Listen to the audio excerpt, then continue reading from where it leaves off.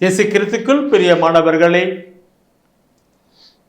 நமக்காக விண்ணகம் விட்டு மண்ணகம் வந்தவரும், நமக்காக கல்வாரி மேலே கசடிப்பட்டு காயப்பட்டு தன் உயிரை கொடுத்தவரும், நமக்காக மரித்து உயிர்த்து வாழ்ந்து கொண்டிருக்கும் ஆகிய நம் அருமை ஆண்டவர் இயேசு கிறிஸ்துவினுடைய பரிசுத்திருப்பதிலே நல்வாழ்த்துக்கள். வந்தவர், நமக்காக மரித்தவர், நமக்காக வாழ்கிறவர், நம்மோடு கூட தூய ஆவியிலே நடப்பிக்கிறவராயிருக்கிறார். இந்த நாளிலும் அவர் தருகின்ற வார்த்தையை தூய ஆவியின் துணை கொண்டு நாம் கடந்து போகலாம். Holy Spirit of Jesus, Holy Spirit. சபையுரையாடல்ல அருமையான ஒரு கருத்தை காண்பிக்கிறார். 7ஆம் அதிகாரத்தில் 29வது வசனம். சபையுரையாடல 7ஆம் அதிகாரத்தில் 29வது வசனம்.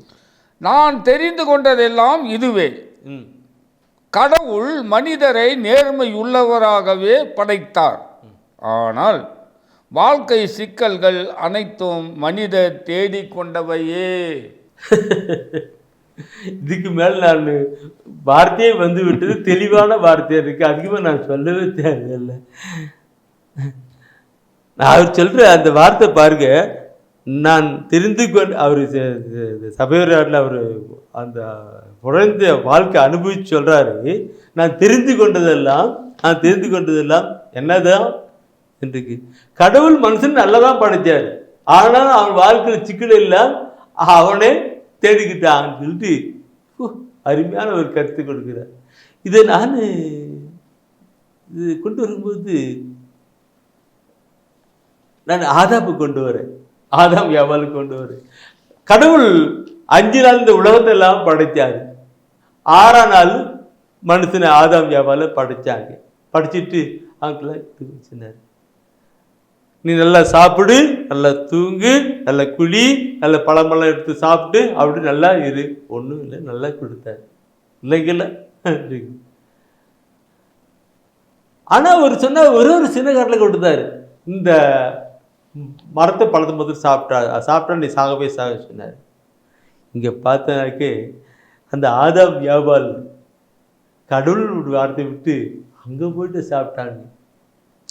என் அன்பானவர்களே, நாம் நம்முடைய வாழ்க்கை நாம் சிந்தித்து பார்க்க வேண்டிய ஒன்று. கடவுள் இப்படி சொன்னார், அதன்படி வாழ்கிற பொழுது ஒவ்வொரு நாளும் ஆதாம் கடவுளை பார்த்தார்கள், அவர்களோடு கூட பேசி உறவாடிகள், நோய் இல்லை, நோக்காடு இல்லை, வியாதி இல்லை, எந்த கவலையும் இல்லை, கண்ணீரும் இல்லை, நல்லா இருந்தார்கள். என்னைக்கு கடவுளை பார்த்து விட்டு அப்புறமேல போயிட்டு அங்கே சாப்பிட்டாங்களோ அவங்களுடைய வாழ்க்கையில் நினைச்சிட்டு இருக்கு. கடவுள் வந்து பார்த்தார், என் வார்த்தை மீட்டில் கெட் அவுட், வெளியே போன்னு சொல்லி போட்டு லாக் பண்ணிட்டார். அவர் சொன்னார், இதுவரை நீ உழைக்காம உண்டு இல்லையே, இனிமேல் உழைச்சி தான் உண்ணணும், வேறு சிந்தனை அப்படியே தானே முள்ளு கொண்டு தான் இருந்தார். என் கருத்துக்களை சிந்திக்கிற பொழுது எனக்கு இன்றும் நம்முடைய வாழ்க்கையில பார்க்கிற பொழுது ஆண்டுடைய வசன வார்த்தையின் படி நாம் கடந்து போகிற பொழுது நம்முடைய வாழ்க்கை ஆசீர்வாதமான ஒரு வாழ்க்கையாக இருக்கும். ஆனால் மாறுபட்டு நீதிமொழி 3ஆம் அதிகாரத்திலே சொல்லப்பட்டிருக்கும், உன் சொந்த அறிவாற்றலை சார்ந்து இல்லாதே சொல்லப்பட்டிருக்கும்.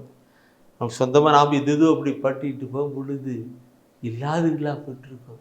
இவர் நம்மோடு இருந்திருந்தால் அவர் நமக்கு வழிகாட்டியிருப்பார், அவரை நாம் தேடியிருந்தால் அவர் நமக்கு சொல்லி கொடுத்திருப்பார். அது அவர் விட்டுட்டு நாம் வேற வழியில் போகிற பொழுது வர துன்பமும் துயரமும் தான். அதனால்தான் சபையுரையாடலில் அவர் அருகாலாக சொல்லி இருக்கிறார், நான் கடவுள் மனிதரை நேர்மையாளராகவே படைத்தார், ஆனால் வாழ்க்கையில் வருகிற எல்லா சிக்கல்களும் அவர்களே மனிதர்களை தேடிக்கொண்டதான் சொல்லி இருக்கிறார். ஆதாம் யாபாலுடைய கருத்தோடு கூட இந்த நாளையில் நாம் நம்முடைய வாழ்க்கை நினைத்து பார்க்கணும், நம் சமுதாயத்தை நினைத்து பார்க்கணும், சிந்திக்கணும், ஒப்பு கிடைக்கலாம். அன்பின் ஆண்டவர், நீர் நல்ல ஆசீர்வாதமான வழிகளை நீர் வைத்திருக்கிற, ஆனால் நாங்கள் தேடிக்கொண்டதோ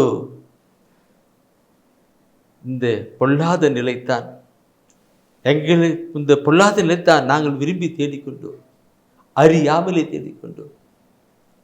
வாழ்க்கையிலே பிரச்சனை, போராட்டம், கவலை, கண்ணீர், துக்கம், வேதனை என்பது நிலையிலே நாங்கள் கடந்து போய் கொண்டிருப்பது நாங்கள் தேடிக்கொண்டதே நினைக்கிறோம், உணர்கிறோம், வருந்துகிறோம். ஆண்டவரை வருந்துகிறோம். ஆண்டவரை மீண்டுமாக உங்கள் சமூகத்திலே கடந்து வருகிறோம்.